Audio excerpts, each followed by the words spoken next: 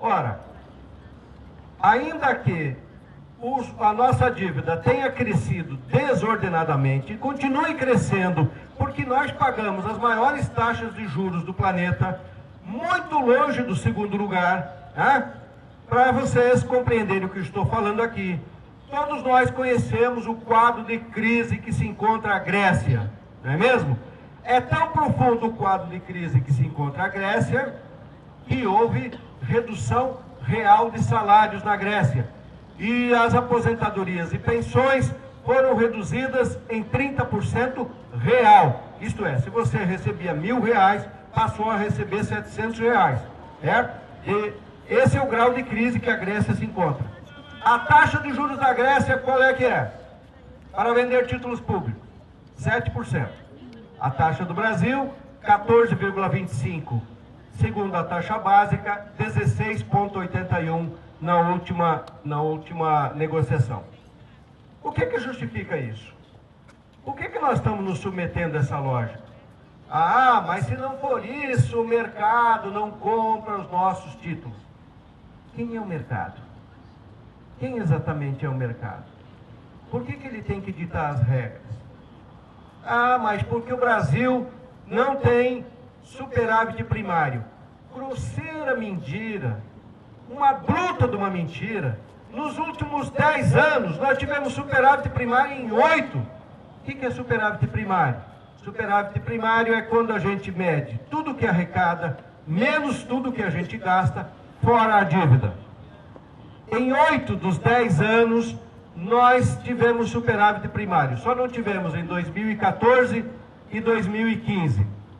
Querem olhar para o superávit primário, para o déficit primário de 2015? O déficit primário de 2015 foi bem alto. Foram 613 bilhões de reais. 613. 501 bilhões dos 613 são juros da dívida pública. Tá bem? Então, o déficit, o principal do déficit, a acusação de que não tem superávit, ela está ligada diretamente ao custo financeiro. Mas dos 10 últimos anos, só 2 anos não teve déficit. Então, isso é uma mentira grosseira. Bom, nós não temos liquidez.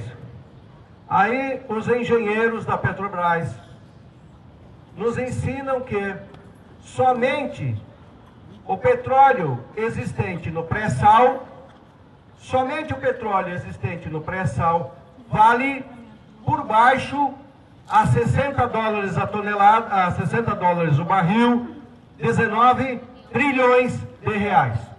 Não temos liquidez? A agricultura brasileira, e vocês estão exatamente numa região produtiva, chegou a 204 milhões de toneladas. Qual é o potencial do Brasil? No mínimo 600 milhões de toneladas.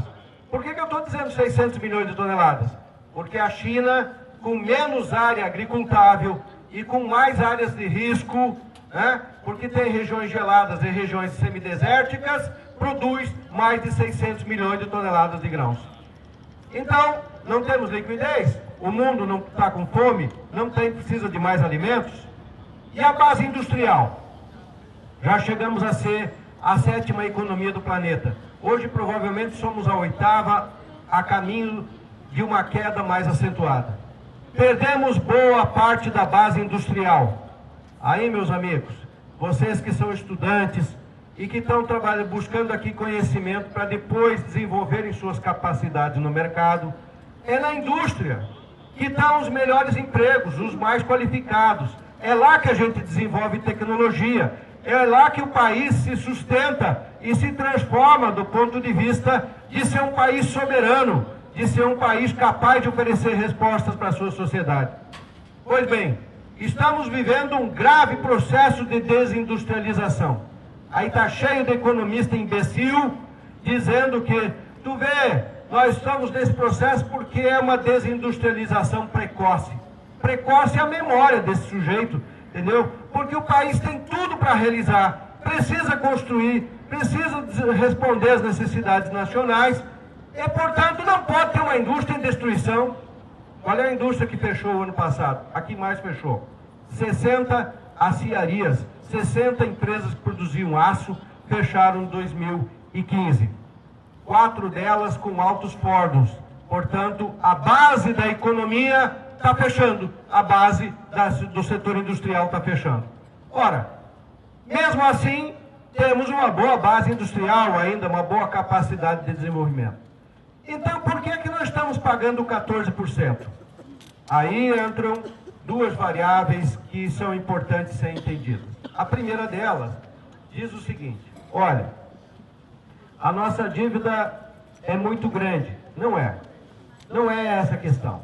Você tem duas variáveis que são notadamente a seguinte. Uma, para você enfrentar o sistema da dívida, é preciso compreendê-lo e é preciso conversar com a população brasileira e informá-la do que está acontecendo. Tá certo? Eu disse para vocês que nós temos aquilo que nós classificamos de sistema da dívida. Vamos tentar explicar. Aqui tem um material que a gente fez uma cartilha para explicar a dívida do Rio Grande do Sul. Aí diz assim, tá, mas você não estava falando da dívida nacional, por que você vai juntar com as dívidas regionais? Porque elas são a mesma vertente. Tudo o que a União arrecada com os estados e municípios brasileiros na cobrança da dívida, no caso do Rio Grande do Sul, até 3 meses atrás, nós estávamos pagando exato 280 milhões de reais por mês, tá? Tudo isso é usado para pagar a dívida federal. Nada disso volta para a atividade produtiva. É um caminho natural. Onde está previsto isso? Na Lei de Renegociação da Dívida, na 9496, lá de 1997. Então, há um sistema da dívida que se comunica. Por que eu estou usando o Rio Grande do Sul como exemplo? Nesse momento, o STF, o Supremo Tribunal Federal, deu uma liminar e o Estado do Rio Grande do Sul e mais 6 estados brasileiros não estão pagando a dívida. A discussão é se a dívida é por juro, tem que ser corrigida por juro composto ou juro simples. Isso é uma bela de uma besteira. Com todo respeito ao STF, não há nada que justifique a União cobrar juros de estados e municípios. O que é juro, meus amigos? Juro é lucro sobre o capital. Não é isso? Juro é lucro sobre o capital. Por que a União está cobrando juros dos estados e municípios? Agora, criou um impasse, porque o STF foi incapaz de julgar. Porque se ele dissesse que aplica juros simples, os 6 estados que conseguiram eliminar, tinham eliminado a dívida. Sabe quanto é que é a nossa, do Rio Grande do Sul? Nossa, dos gaúchos? 54 bilhões de reais desapareceriam. E nós ainda teríamos um créditozinho de 6,2 bilhões. Certo? É só isso que o STF não quer julgar, porque ele não quer julgar contra os banqueiros. Essa é a essência. Né? Porque o que sai do cofre do Rio Grande do Sul vai para nível federal e é transferido para o pagamento. Agora aí vocês veem que nós temos um governador, aí o STF lavou as mãos, não fez nem como Pôncio Pilatos, né? Mas foi próximo disso, lavou as mãos e disse o seguinte: os governadores têm que conversar com o ministro da Fazenda e chegarem a um acordo, tá certo? E chegarem a um acordo. Bueno, o governador do estado do Rio Grande do Sul ocupou uma cadeia de rádio e televisão, escreveu artigos, manifestou-se publicamente, informou a sociedade gaúcha que precisa de ajuda para se levantar e lutar contra essa situação? Não. Esta é a contradição. Não. Então, a primeira contradição para nós enfrentarmos a dívida, além de entendê-la, é que nós temos que tomar uma determinação de enfrentar o sistema e destruir o sistema estabelecido. Não é destruir os bancos. Nós precisamos de bancos. Precisamos do BNDES, da Caixa Econômica, do Banco do Brasil. Pode até ter banco privado. O que não pode ter é um bando de ladrões que assaltam o Estado e assaltam as pessoas. Quanto é que está a taxa de juros do cheque forte das pessoas no Brasil? Chega a 400%. Existe alguma possibilidade, é isso que eu pergunto para as pessoas. Imaginem um de nós, qualquer um de nós, Tu tá andando na rua e o cara diz assim, ô, Amaury, tenho 100 reais para te emprestar. Ah, legal, tô precisando mesmo aí, dá o 100zinho. Daí quanto é que eu te pago? Você me paga 400 no final do ano, tá? Como? Você não espancaria o vagabundo? Não seria motivo de espancamento, de justo espancamento? Não é isso? Agora o Estado brasileiro autoriza, institucionaliza, tá certo? Institucionaliza, cria um sistema legal e autoriza a prática desse ato. Então, se você entrar no seu cheque-forte, vai pagar os 400%, no cartão de crédito vai pagar os 400%, e o Estado brasileiro pune os brasileiros e não enfrenta o sistema.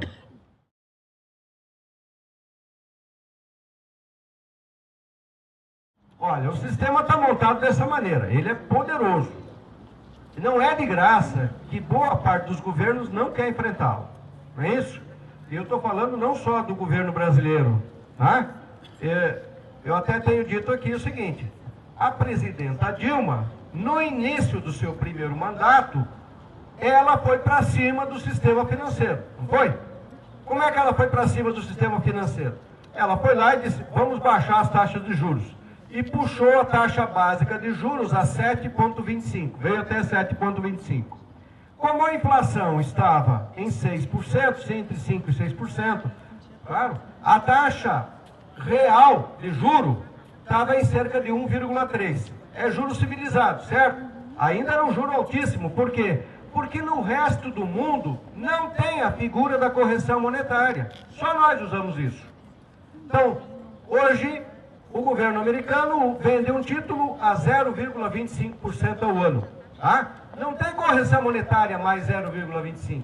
É 0,25%. Como a inflação deles é 2,3%, você vai comprar um título que vai ter prejuízo no final do ano. Mas é isso que eles fazem. Então, nós praticamos correção monetária mais juros.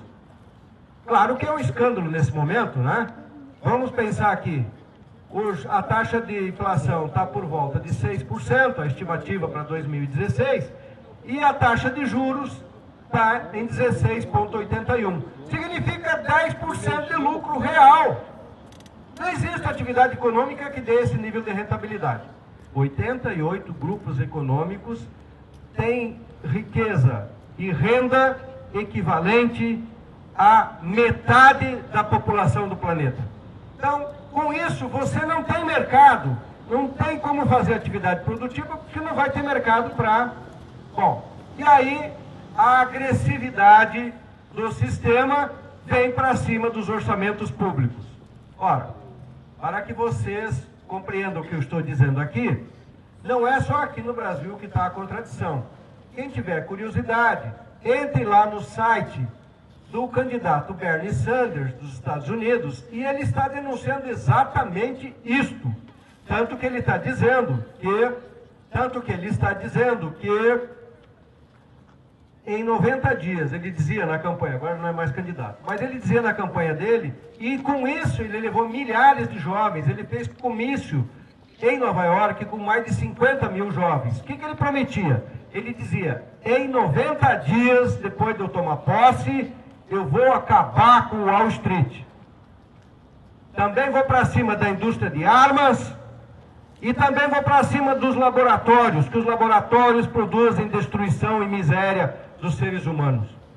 Lá e aqui, os laboratórios levam as pessoas à miséria e à falta de medicamentos da sociedade, sem contar o grau de corrupção. Tá? Dou um depoimento aqui como auditor do Tribunal de Contas. O maior nível de corrupção que nós temos hoje é no sistema de saúde. Dentro do sistema de saúde, na compra de medicamentos. Tem máfias organizadas pelos laboratórios atuando. E podem gravar, tem desembargador, juiz, delegado, advogados, laboratórios, todos atuando juntos. Todo mundo sabe que isso está acontecendo. Tá certo? É muito maior do que as empresas de construção civil, porque é mais continuada, é mais constante, é o ataque mais profundo sobre o orçamento. É isso que eles fazem. E o Bernie Sanders estava lá dizendo isso. Olha, os Estados Unidos foi capturado pelo sistema financeiro. Por que a meninada que tomou Wall Street disse que havia sido sequestrada a democracia e destruída a estrutura do Estado. É disso que nós estamos falando que o sistema financeiro faz. Mas no vai e vem que eu estou falando aqui de várias coisas, o que eu queria encaminhar a conversa aqui já no sentido da gente abrir depois para conversação. Olha só, o relato que eu faço mostra uma espécie de gigante, né? Há muito dinheiro no mercado. Esse dinheiro compra governos, financia partidos, compra a imprensa, institui estruturas legais. Vamos olhar as estruturas legais nesse momento andando no Brasil. Manchete de hoje dos jornais. Vamos estabelecer um teto para gastos, teto para investimentos. Ou seja, este é o limite para os próximos 20 anos.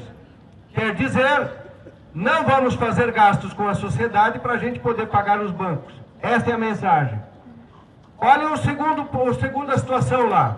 Vamos reformar a Previdência. Por que reformar a Previdência? Porque a Previdência ainda tem 22% dos gastos públicos.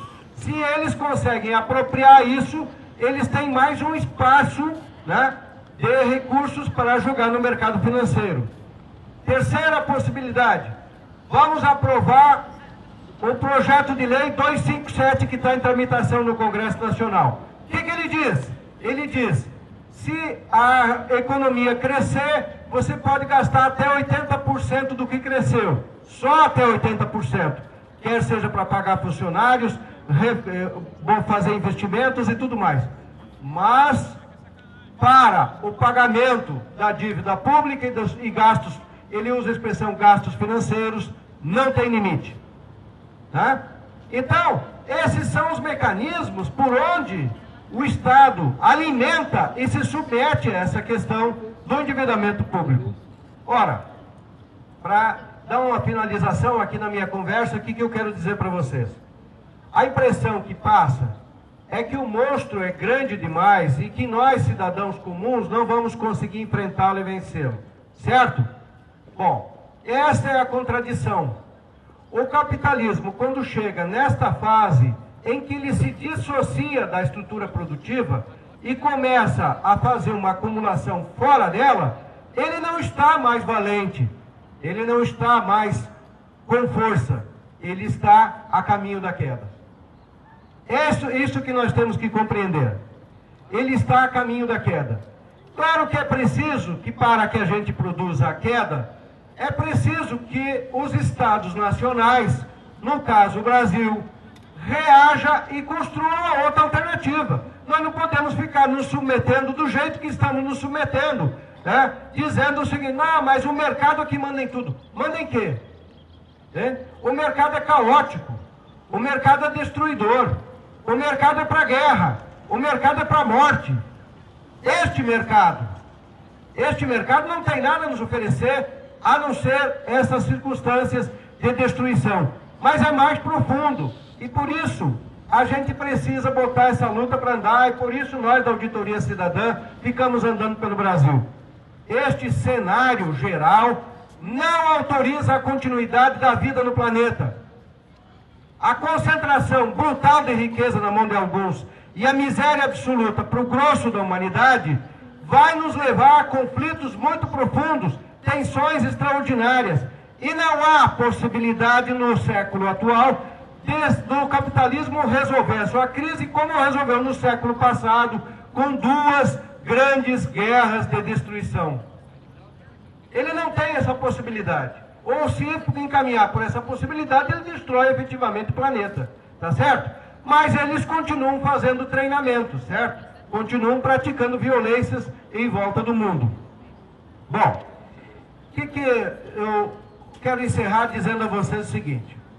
Eu, quando falo pelo Brasil, termino falando que se nós colocarmos toda a potencialidade do Brasil na atividade produtiva, ou seja, se superarmos esse desenho que está montado aí, de financiarização da economia, alocarmos toda a potencialidade de recursos, né, para a atividade produtiva, nós podemos transformar esse país de uma forma tão profunda em 20 anos que nós vamos olhar para trás e vamos dizer a nós mesmos: eu não morava naquele país, não é meu país, certo? Por que eu digo 20 anos? Porque é simples. A China levou centenas, levou séculos para fazer uma revolução de verdade. Eu não estou nem defendendo que ela seja comunista ou socialista ou coisa do gênero. Fez uma revolução. Ela é mais nacional do que socialista, na minha avaliação. Ela diz da China, né? Os chineses se afirmam mais no seu país do que nas ideias socialistas. De 1949 até agora, ela se tornou uma economia capaz de ameaçar a liderança do mundo do ponto de vista de crescimento, certo? De que bases ela partiu? De 5.000 anos de história de atraso, de uma sociedade fundada numa estrutura feudal. De que base nós vamos partir? De uma base completamente diferente, uma base já com capacidade industrial, com desenvolvimento tecnológico, com uma estrutura produtiva bastante avançada, com uma sociedade que não é tão populosa quanto a chinesa, portanto com um nível de tensão e de preocupação menor. Então nós podemos dar saltos de qualidade fantásticos. Para isso, meus amigos, precisamos estudar mais esse sistema, compreendê-lo profundamente, ter a dimensão exata do que ele representa e nos prepararmos a luta pública para a superação desse processo. Não é razoável o que nós estamos vivendo. Um país com as potencialidades do país precisa ter outra relação com o seu povo. Agora, essa relação não é automática. Essa relação só se constrói com muita luta, com muito enfrentamento e com a construção de estruturas de poder que estejam dispostas de verdade a enfrentar isso e transformar a realidade.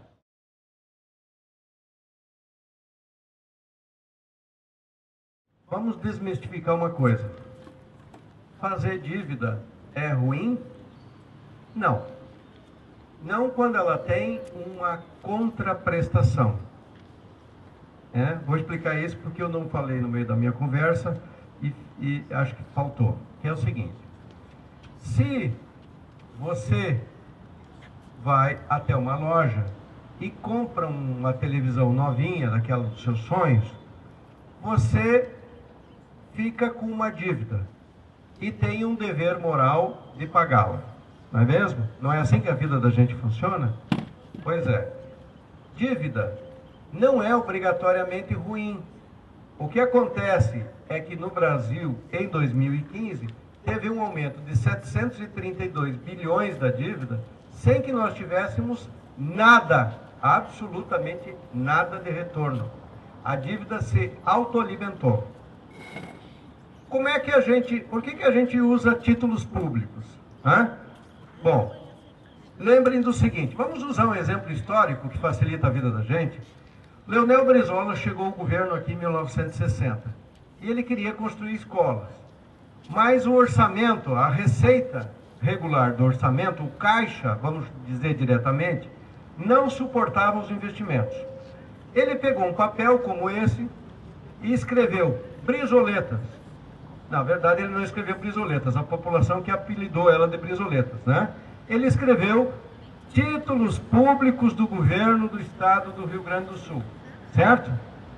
E vendeu no mercado. Aí ele dizia o seguinte: o governo do estado do Rio Grande do Sul pagará por esse título daqui a 10 anos, né? Botava lá a data, o valor de R$1.000, era na época, acho que era em réis, né? Muito bem. E ele foi ao mercado e disse o seguinte: você tem uma poupança? Você tem um dinheirinho aí embaixo do colchão? Na época era comum a gente guardar embaixo do colchão.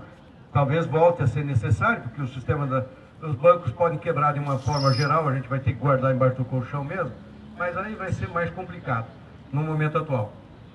Ele ia lá e dizia o seguinte: olha, eu pago para você 6% de juros ao ano, certo? E você me dá o dinheiro. E aqui está o teu título. Isso é um título público. É assim que funciona. Não é nada mais do que isso. É uma maneira do país se apropriar da poupança nacional e colocar essa poupança a serviço da sociedade. Esta é a regra. Então, eu tenho usado como exemplo, lá em Porto Alegre, por exemplo, está se construindo a segunda ponte sobre o Rio Guaíba, não é isso? Que vai liga Porto Alegre a toda a região sul e essa região central. Muito bem. Quanto tempo dura uma ponte? Bem feita naturalmente, né? Vamos dizer 50 anos, certo? 50 anos. Nós poderíamos, por critério de justiça, inclusive entender que a atual geração não tem obrigação de pagar adiantado por essa ponte, certo?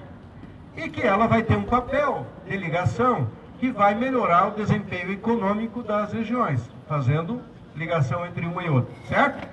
Ora, não é razoável que o governo emita um título para pagar em 30 anos, 40 anos, 50 anos?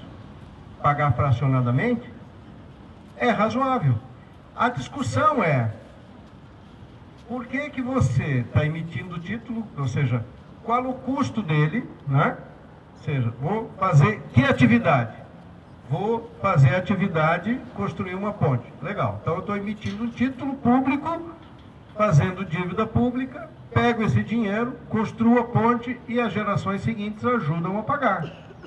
Parece razoável. O que não é razoável é o que nós estamos vivendo. Ou seja, você tem uma taxa de juros de 16%, 16,81%, que foi a última venda, sobre esse título, e esse título se autoalimenta. Porque chega no fim do ano, você não tem o dinheiro para pagar os juros, o que fez o governo federal? Emitiu mais 501 bilhões de títulos públicos para pagar lá para frente, tá certo? Só que ele fica cada vez mais próximo. Em vez de você vender um título por 10 anos, o chamado mercado, ele diz assim, não, eu só compro se você vender o título por 2 anos. Então nós vamos pagar 16,81 por 2 anos, e aqui a 2 anos nós temos que botar outro título para pegar esse de volta, tá certo? Então, esta é a questão. Então não há uma contradição, aqui entre nós, amigos, toda vez que um político falar na televisão que você tem que gerenciar o Estado igual você gerencia as suas finanças e eu as minhas, esse cara é um imbecil completo. Pode dar o prêmio para ele, vai em praça pública, compra uma medalha e entrega para ele. Por quê? Você não emite moeda, emite. Você não regula a taxa de juros, regula. Você não pode produzir impostos, pode. Você não pode interferir na vida do país, ou seja, não pode criar uma outra taxa para tirar dinheiro da sociedade. Pode. Eu e você não podemos fazer isso. O Estado não tem nada a ver, entendeu? O jeito de você gerir o Estado não é igual ao jeito de gerir a nossa vida, entendeu? Agora, o jeito que o Estado é gerido interfere na nossa vida. Porque quando você bota o país inteiro a pagar juros da dívida, e esse é o centro da vida do governo, ele começa a achar que tem que cortar recursos da educação. Agora eles estão querendo aprovar no Congresso Nacional a DRU de 30%. O que eles querem fazer com isso? É tirar 30% dos recursos da educação, da saúde, certo? Que são os vinculados e de investimento em ciência e tecnologia, e botar esse recurso para pagamento dos juros da dívida.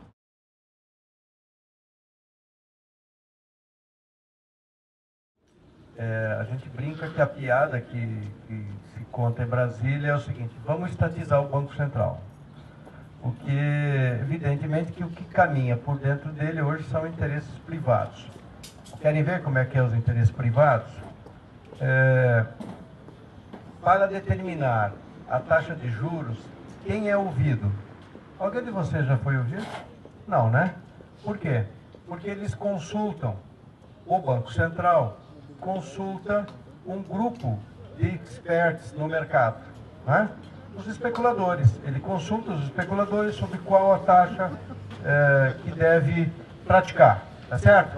E aí ele sugere ao governo que a taxa será essa, tá? Então, a história do Banco Central, inclusive é bom a gente fazer um comparativo com o chamado Federal Reserve dos Estados Unidos, porque é o seguinte: o Federal Reserve efetivamente não é do Estado. Tá? Ele é privado. Agora, respondo a vocês, quando foi que o presidente dos Estados Unidos deixou de interferir na indicação do presidente do Federal Reserve? Nunca. Por quê? Porque você tem que ter o controle sobre as finanças. E olha que eles têm uma diferença substantiva, né?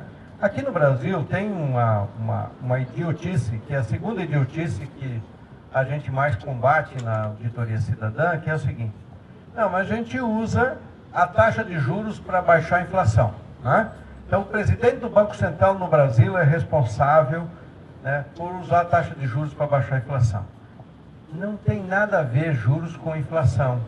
Porque nesse momento, olha o que é curioso, a inflação está caindo para 6% e a taxa de juros permanece em 16%. Oi! O que é isso? Evidente que não tem ligação, né? A inflação no Brasil não é produzida por excesso de demanda, até porque excesso de demanda não há subconsumo. A população brasileira tem pouca renda. Se ela tem pouca renda, tem subconsumo. Se tem subconsumo, você não vai ter pressão por excesso de consumo. Isso é tudo balela, tá certo? Sem contar que mais de 85% dos negócios são feitos dentro das instituições, dentro das estruturas econômicas. Vou explicar.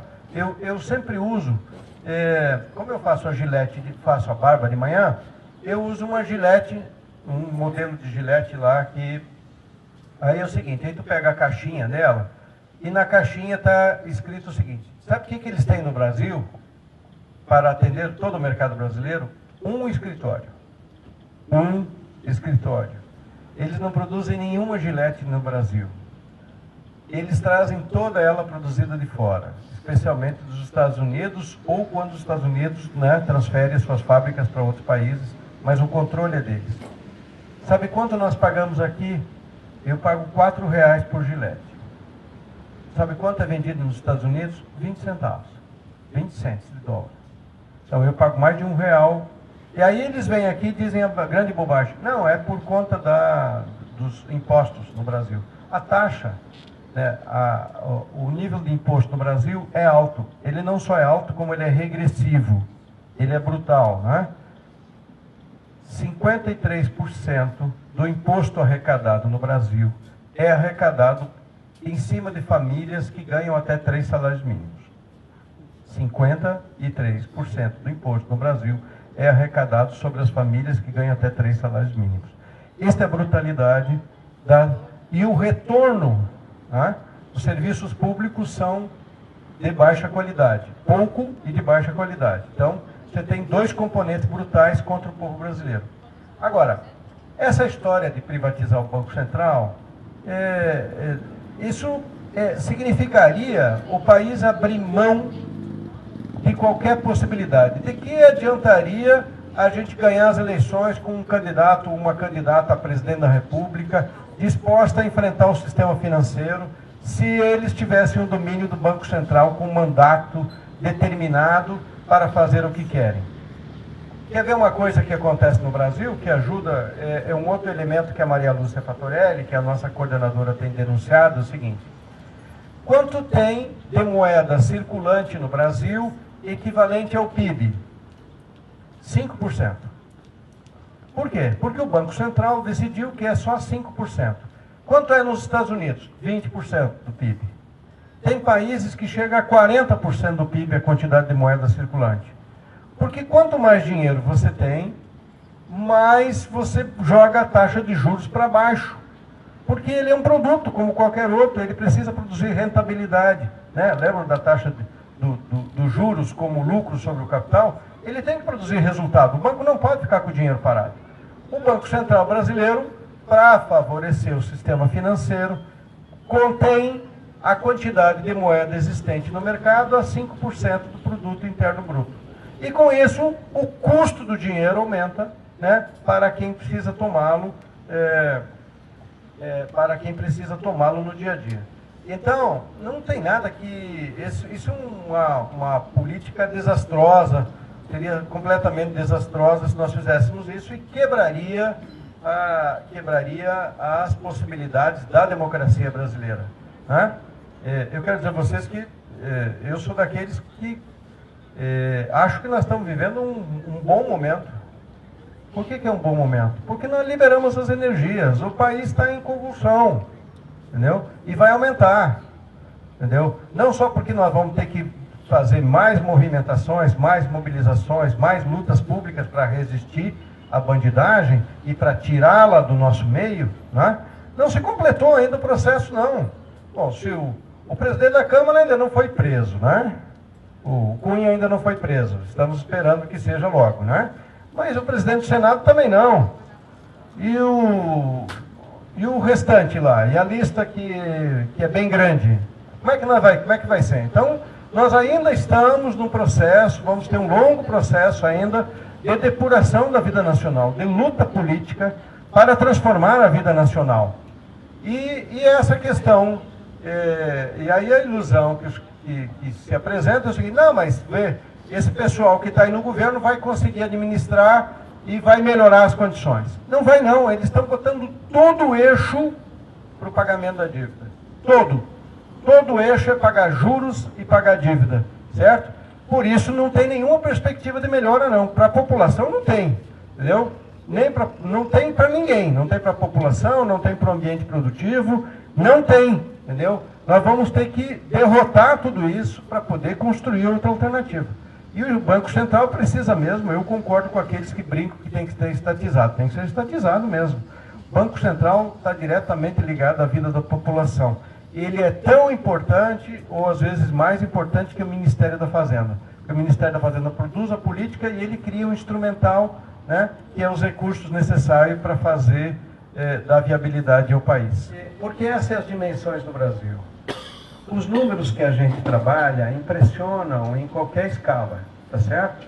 Sejam os números da dívida, a taxa de juros, o grau de apropriação que os banqueiros fazem, a remessa de dinheiro que vai para fora, a lavagem de dinheiro que se pratica aqui dentro, dinheiro do tráfico, dinheiro do contrabando de armas, dinheiro de outras né, de tráfico de seres humanos e tal, né? Tudo isso está na ordem do dia.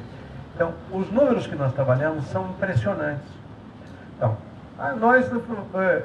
meu papel nesse momento é trabalhar com os números da dívida pública, que já são grandes pra caramba, 732 bilhões, entendeu, de juros no único ano, é uma brutalidade extraordinária, não tem nenhum lugar que esses caras estejam ganhando tudo isso. Se a gente conseguir enfrentar essas questões, já poderemos começar a mudar a realidade brasileira. Eu paro por aqui, não?